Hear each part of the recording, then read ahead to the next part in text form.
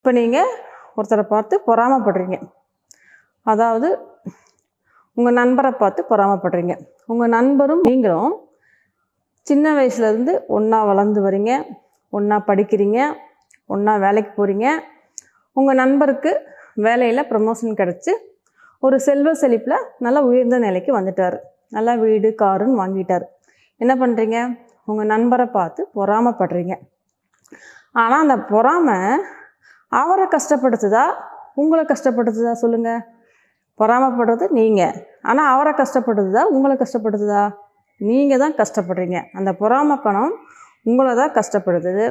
நீங்கள் தான் அதால் நிம்மதி இல்லாமல் இருக்கீங்க. என்னடா ஒரே நிலையில் தானே இருந்தோம், அவன் இப்படி வளர்ந்துட்டானே, அவன் இப்படி வசதி வாய்ப்பாக வந்துட்டானேன்னு அவர் மேலே பொறாமைப்பட்டு உங்களைய நிம்மதி இழக்க வைக்கிறீங்க.